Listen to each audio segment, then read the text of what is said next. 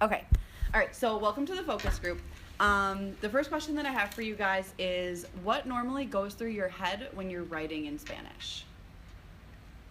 Okay, for me, when I write in Spanish, like, I think about what I want to say in English, and then I just translate it to Spanish. For the stuff that's, like, from Spanish 1 or 2, I don't even have to think in English, but for, like, topics that are more complex, like talking about my identity, I definitely have to think about it in English first. I definitely, that's like, and I think that's like my problem. I want to learn about how to like write while thinking like in Spanish instead of like having to translate, because there's so many like phrases and way to write sentences that I don't know. So when I'm writing Spanish, it's a lot of like panic and like pausing because like I don't remember exactly, like I'm like, did I ever learn how to phrase this the way I want to phrase it? And I never like know a different way to phrase it, so. Yeah, with me, I don't generally take my ideas in English and then translate them, but so I think of my ideas, but I wish that I could go further in depth with my ideas in Spanish, which I find difficult just because of my lack of extensive vocabulary in Spanish. I mean, too, I think of like I'll think of like the English, like not just phrases, but specific words, because I feel like I don't know just enough specific words, even with all the different vocabulary we've gotten. I always just happen to come across a bunch that I've never learned or had to use before. Yeah. I usually try my very best to like think in Spanish because ever since like Spanish 3, I've like learned like if you try translating it, it only like gets worse after that, and so it's like harder to like change it. So I try to think in Spanish, but like Scott said, if I don't know like phrases, I try to use like common phrases that I already know in Spanish, or I try to like rearrange it in my head somehow so that it like flows better. Like when I'm writing in Spanish, I usually have my thoughts in Spanish, like I think in my head and then I write it down. But there's always my problem is like I'm not a good speller, so I'm always like panicking, like is this spelled right or does this need an accent? That's me with accents, yeah. It's like my biggest problem. I usually, when I'm like writing, I try and think in Spanish, but then I usually find myself like saying what I know in Spanish to make sure it's right, especially when writing papers and stuff like that, because I want to make sure that what I'm saying is right. But then I'll get to the point where I want to try and use more advanced like words and phrases, because like we're taught that in our English classes, and like to use better words, not just like make your sentences more interesting and smarter, I guess you could say. And so I try to do that in Spanish, but I'm just like I don't know all those words yet, so that's like a struggle I get to. And for me, sometimes what I do is, if we're writing a paper on our Chromebooks or something like that, I'll go through and write as much as Spanish as I know, and then with parts where I'm kind of confused as to how to word it in Spanish, I'll write it in English and just keep going with the thoughts that I have, and then once I'm done with that and going back and editing the parts that I originally wrote in English and translating them to Spanish. Okay. In your writing, are you getting back error codes? Like, do you get back the different colors and then the error codes? Or are you getting uncoded feedback? So uncoded is just like the green highlighting where everything's the same color. So which group are you in, and what do you think about that? Like, what do you think about the different groups? I get back the coded one, and I actually really like it because when I first look at the error, I know already like what kind of an error it is and like what I have to fix. Whereas if I just had it highlighted, I wouldn't be sure if it was like the what do you call it? The articles. Yeah, The those stuff. Mm-hmm. Yeah. I wouldn't know if it's like the articles or if it's like the word, it's a subject verb agreement. So when I get the actual like specific type of mistake that I made, it's like easier for me to correct it. I think I'm still, just as like I know I'm in Spanish 5, but I think overall that's still kind of definitely still like a beginner when it comes to Spanish, just in general. Like I'm nowhere near obviously like a native speaker, and so I think I'm not at the level yet where I can get vague so I'm part of the CODA group too, so I don't think I'm at the level yet where getting vague feedback is helpful for me. I think I need to know specifically what my strengths and weaknesses are at the point that I'm at right now. Yeah, for me, I always mess up the verbs or I put in the word like the wrong verb tense. And I know what's wrong with it if I read it back, but sometimes I'm like I have no clue what's wrong. So it helps I'm coded, so like it helps to be able to look at the sheet of paper and see like what kind of mistake it is, so it makes it easier to fix and it makes everything more understandable.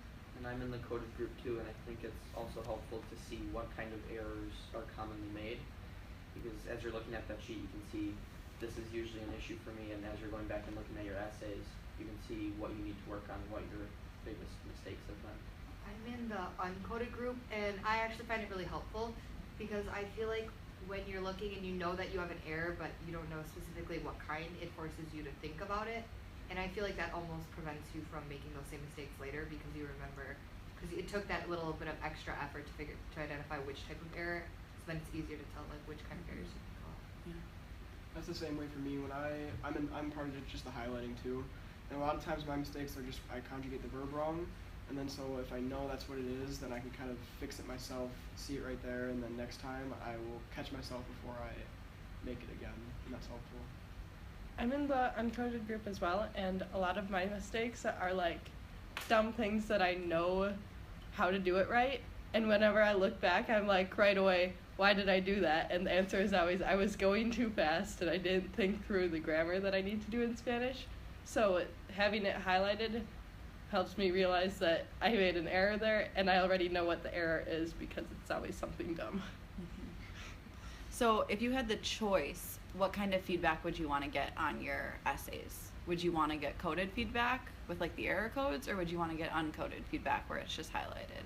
I would like stay the same with coded just because there's some mistakes where I look at it and I'm like, I don't know what's wrong with it even with the code, and I'm still a little lost, so I couldn't imagine having this like uncoded because just the code gives me a little hint, but I still can't figure it out, and it takes me a while, so I'd still prefer. That's the same with me. I think there's still effort required because you don't always know specifically what it is, and sometimes I look at it and I'm just still 100% sure that it's right, and so it takes that extra effort to be like really realize why it's wrong. So I think the effort is still there even with the coded technique.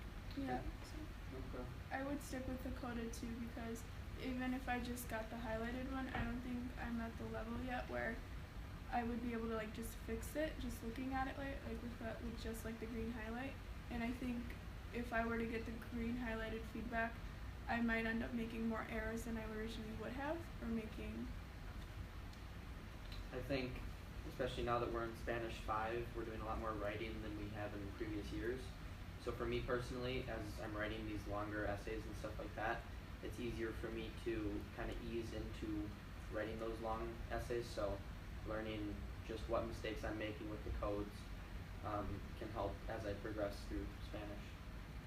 I like getting the uncoded just because I think personally for me it forces me to delve deeper and understand what I'm doing wrong, and it helps me put in the extra effort like I said before to figure out what it is. But I think I would rather have the uncoded than the coded, but I think it would also be helpful to get more ideas just on like general things like extra phrases I could say, or more ideas I could like delve into just for my general ideas when I'm writing. I think that would help.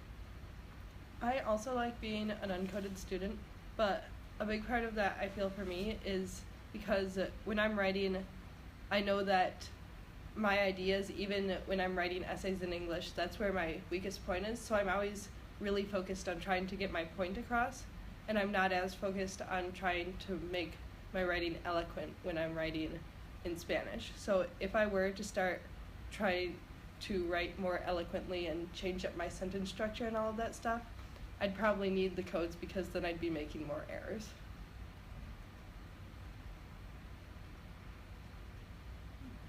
Okay. In an ideal world, what would the revision process look like in class? If you could design the writing revision process, what would it look like? For me, I would say first go through and talk about like this, just like the general like big ideas, like things you could add in or where you should add more detail and stuff.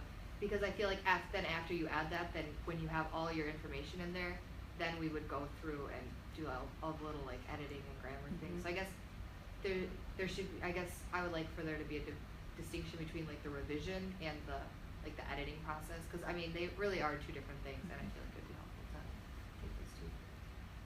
I agree with that because thinking, I think back like first and second grade when we're writing English longer essays, it was always emphasized, make sure you have all your ideas and your examples and everything first, and then you'll go back and change grammar and stuff like that. And as Scott was saying before, how we're in Spanish 5, but we're still not writing at, you know, a super advanced level.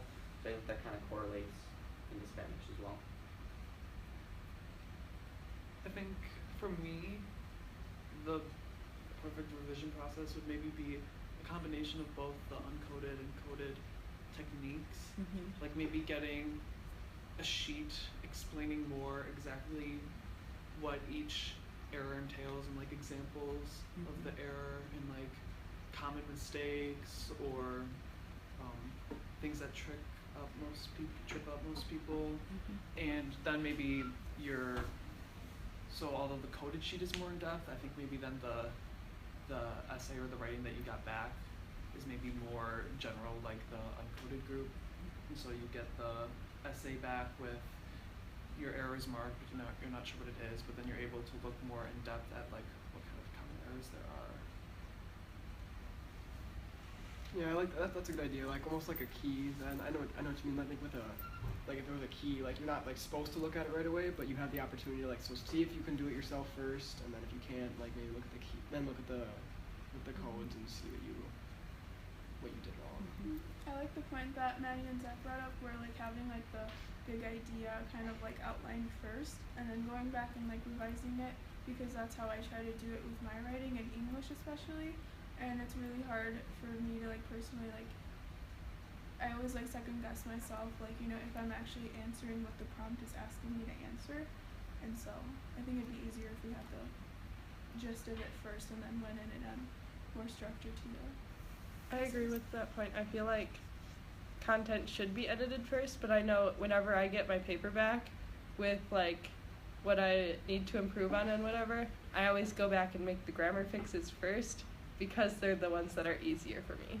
I think going off of that though, like for more of the like correcting content and adding content, I think a good technique for that would be more pure editing instead of, because I don't know, I know I get the best feedback and I always like a fresh eye on my paper, because you know you never read it the same way another person would, and they'll see mistakes that you didn't. So I think another part of like editing in like this perfect scenario would definitely be more pure editing too, and maybe like more than just first draft, final draft.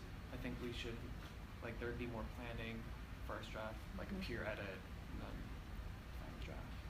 Okay, so like going off of So going off of what you said, I like the idea of peer editing. Would you rather have us like peer edit each other's ideas or like the grammar of the paper? I guess. Yeah, I guess for me, I know that it's what I skip over more is like grammar. Usually if I tend to get feedback on my first drafts from the teacher about adding more ideas. And so no matter what class I'm in, it's usually that's the feedback I get, and that's something that I don't really need, I guess, a peer to look at. I'm always able to just then expand on my ideas, especially now that I have more time and I'm not, especially if it was like a timed essay, now I have more time to think about it more. So I think peer editing would mostly like be helpful with like finding more errors. And this is all before like we even go to like getting our sheets coded and stuff. This is before we get any of that back. Then, you know, we get the peer to edit it, and then we send in the paper, and then we get it back with, you know, however we do it now with the coded or uncoded.